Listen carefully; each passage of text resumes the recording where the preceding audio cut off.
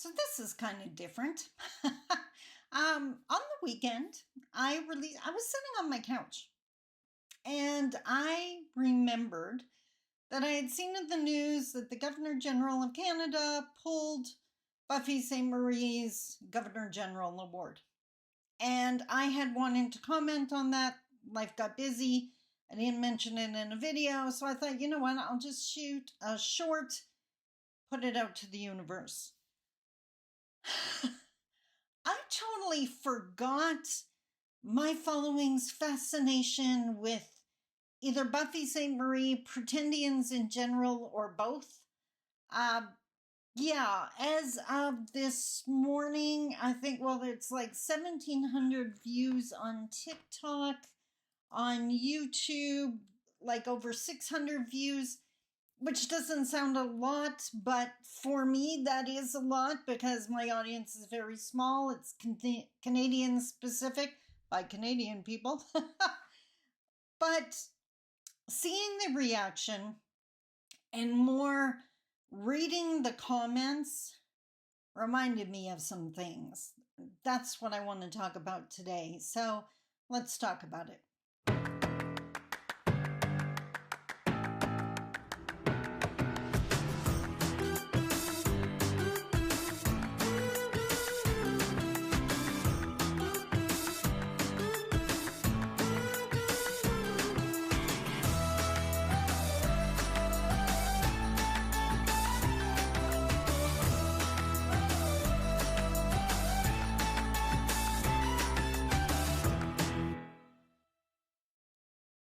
Bonjour. Mishko Pagananque Nandishnakas Mangdodem. Hi, everybody. My name is Sandy Boucher. I'm Red Thunderbolt Woman of the Loon Clan, a proud member of Seine River First Nation in Treaty 3 territory in Northern Ontario, and reconciliation is my world. Every single day, I work to bring Indigenous and Canadians together to reconcile our country. I believe that if we actually did stand back to back, like I was talking about yesterday, with mutual respect for different world views, that Canada could actually fly to heights it's never even seen before, that it could benefit from two world views and centuries of wisdom and practical knowledge. But that would require some people to put their egos down. So for the meantime, I have work to do. So as I mentioned in the opening, on the weekend, I released a short just highlighting my thoughts and feelings on the rescinding of Buffy Sainte Governor General Award. First and foremost, thank you to all of the people that took the time to watch it or took the time to comment. I hear you. I saw you. I appreciate you. For the most part. But as I mentioned in the opening, it reminded me of a couple of things, and that's what I wanted to speak to today. For one, and you have heard me mention before, that there are so few safe spaces for Indigenous people in this country. And what I mean by a safe space is a place that we can go into where we're not going to have to listen to the idiots.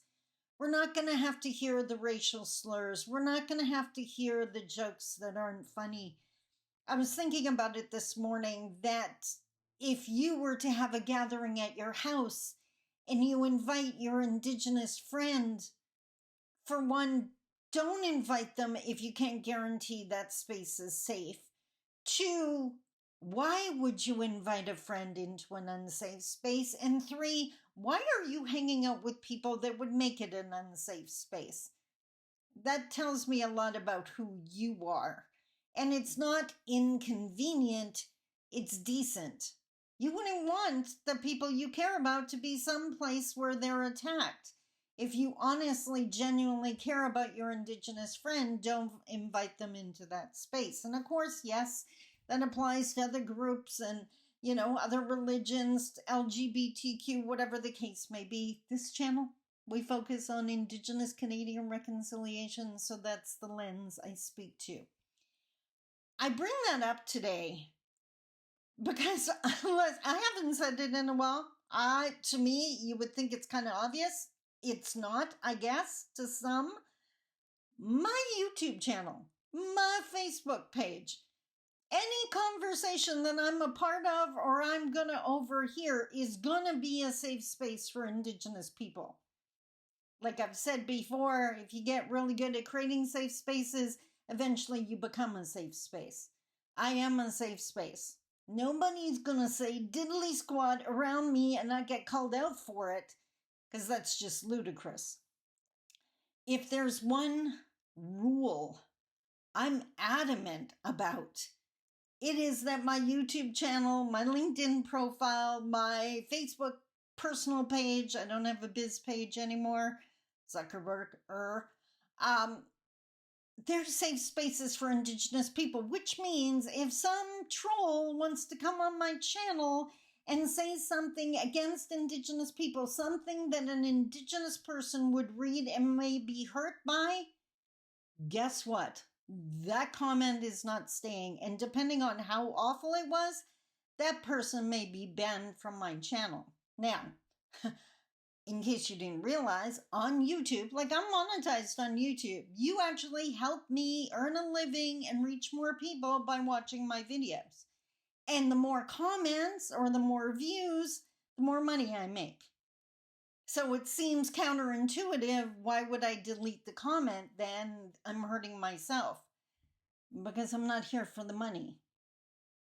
Do you want to say, if I was doing this for the money, there are easier ways to make money than to do this and to deal with that. So that is never going to be a reason I do things. And actually, that is the reason for so many of the problems. I can think of different corporations I've worked with where they are interested in the bottom line and the dollars. I wish they were as interested in making sure all of their employees were expected to work in what's a safe space.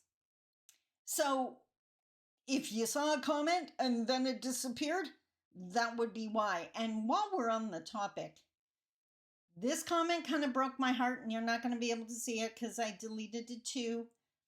I told you if someone says something that could hurt Indigenous people, it's not going to stay, even if the comment's from Indigenous.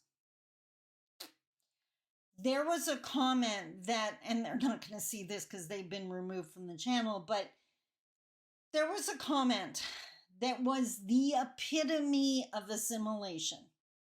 Bought the BS. Bought what was fed to us.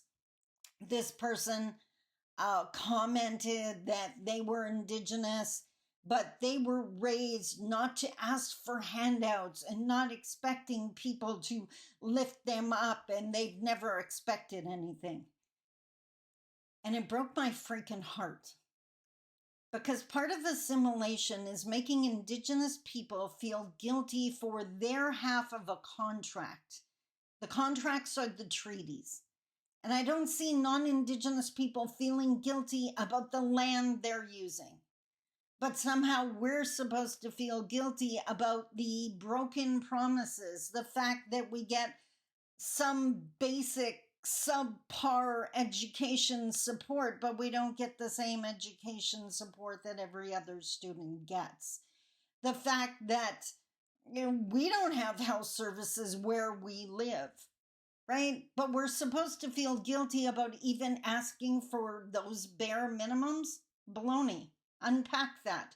That is a bunch of baloney. Robinson Huron just won a huge court case because we agreed to share the resources. Canada agreed to compensate us fairly.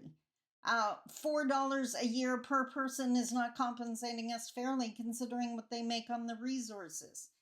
So, again, what releasing that video reminded me of is there are people with the audacity to come into someone else's space, like my YouTube channel, and spit out their garbage.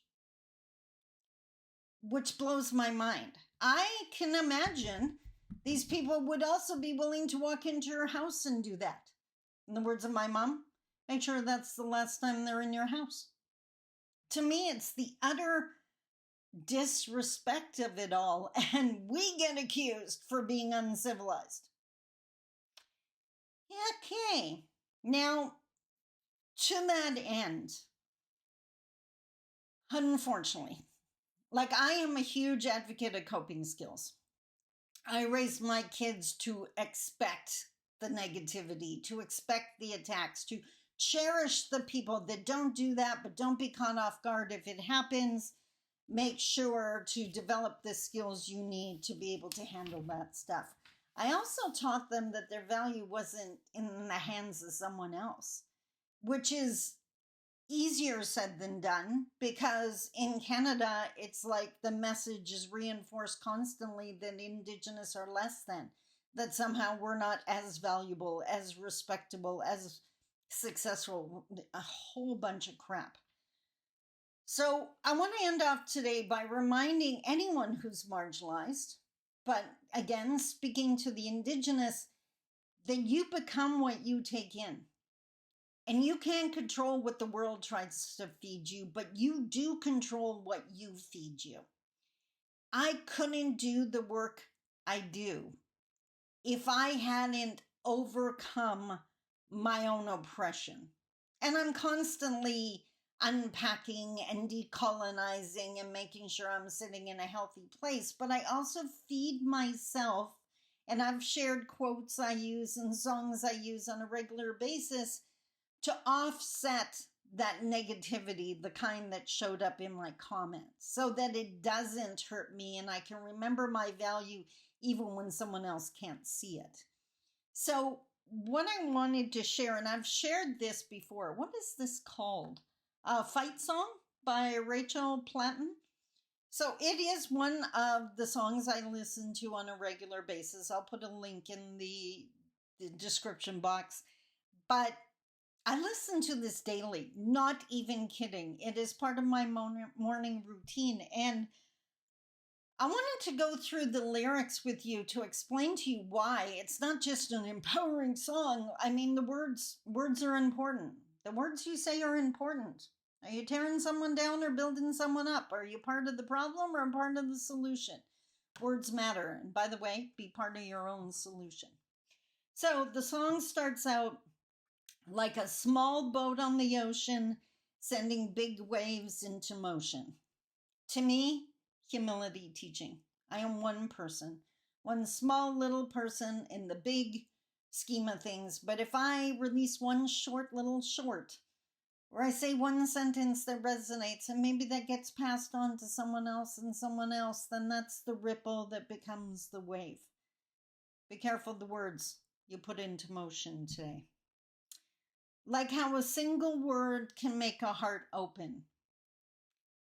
That I tried to do with every video and every speech I give and every seminar and workshop, reaching someone who doesn't understand and trying to open their heart so they do understand what we're going through.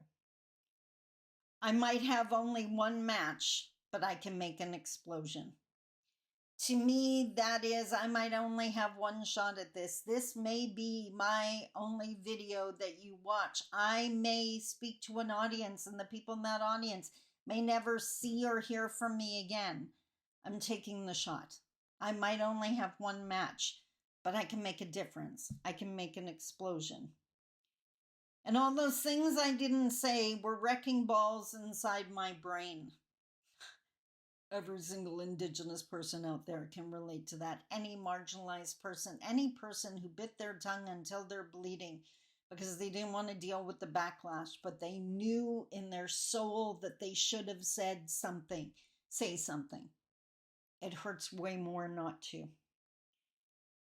I will scream them out tonight. Can you hear my voice this time? That's for the old me that didn't have a voice, that no one heard, that suffered in silence. Silence is acceptance. I do not accept anymore. I do not accept horrible comments. I do not accept attacks. I accept conversations and respectful questions, not the negative stuff. Excuse me. So this is my fight song, my take back my life song, prove I'm all right song, My power's turned on. Starting right now, I'll be strong. I'll play my fight song. And that's what I do every single morning. I don't really care if nobody else believes, because I've still got a lot of fight left in me. And that, I think, is so key for marginalized people, because like I said, it is so easy to find the people that don't believe in us. Find the people that do. Be a person who does believe in you. Losing friends and I'm chasing sleep. Everybody's worried about me. In too deep. Say I'm in too deep. I'm in too deep. That's every one of my loved ones who wishes I would just go find a day job. Because of the attacks, because of the ugly I deal with. Silence is acceptance. So, no. It's been 2 years. I miss my home, but there's a fire burning in my bones. Still believe. Yeah, I still believe. So I don't miss my home anymore because I actually moved back to my home. But yeah, there's a fire in my soul to be doing this every single day. It's like, okay, that audience, that went good. I think they heard me. Next. What can I do in this next video? What can I say to reopen that heart, to reach that person? And then it just repeats. I have a lot of fight left in me. Like a small boat in the ocean, sending big waves into motion. Like how a single word can make a heart open. I might have only one match, but I can make an explosion. Use your voice. Say your words. Be respectful. Don't attack, but don't be silent. Especially if you're marginalized. Do not buy the BS. You are not less than. Your words are valuable. As I said in the video last week, just because the students haven't shown up yet doesn't diminish the value of your teachings. And just because someone else can't see your value, their vision problem is not your value problem. That is so important to hang on to as a marginalized person, because there are going to be the ugly out there. And guess what? They are feeling overwhelmed and powerless, which is why they attack. So I'd rather say a prayer for them and boot them off my channel so they can't do any harm. I'm not going to hate on them, because then that gives them too much power and too much space in my world. I have work to do. Dealing with trolls who want to attack. I don't work with disrespectful people. You come at me with disrespect, you can go off in your corner and figure out how to talk to me nicely. And when you do come back and you have a better tone and attitude, of course I'll answer your questions. But non-Indigenous education can't be at the price of Indigenous pain. No, I'm not a target. I'm here to help. No attacks, just conversations. Like we talk about it every single day. I hope that made sense. Again, thank you so much for watching that short. Obviously, people were interested in it. I loved the comments from the Indigenous who thanked me for sharing my words. A couple times I got thanked for my wisdom. That's an age thing. It warmed my heart. And yes, there were a couple negatives, but they do not outweigh the positives. Until tomorrow, I love you. Take care. Bye-bye. Are you done wasting money? Are you done losing the contracts? Have you realized that your Indigenous engagement game just isn't up to what it should be for the benefit of you, your company, your nonprofit, your municipality? Are you done guessing why that relationship ended or why that community is so upset with you? Have you been BCR'd out of a community? All of it is possible without the proper training. And just when you get your team trained, you hire someone new. You can't afford to keep sending everyone to the same training. Isn't it time you got your onboarding program up to snuff? I have just what you need. Check it out on my website.